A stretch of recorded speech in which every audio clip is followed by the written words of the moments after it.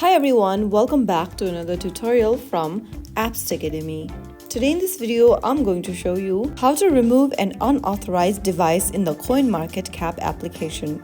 If you notice an unfamiliar device connected to your CoinMarketCap account, it is important to remove it, so here's how you do it. Launch open the CoinMarketCap app on your device and make sure that you're logged in. From the home page, go to your profile icon at the top right corner and tap on it. In the expanded menu, click on Settings. Under Settings, scroll down and look for Device Management button and tap on it. In the Device Management page, you'll see any unauthorized device linked to your account. If you find the unauthorized device or the device you want to remove, tap on the trash can icon right next to the device's name and click on Remove. Repeat this process for every other device you'll need to remove, and you'll then be able to delete the unknown device. So that is how you super easily do it. If you found the video helpful, don't forget to like, share and subscribe to our channel. I will be back again in the next episode. Thank you for watching.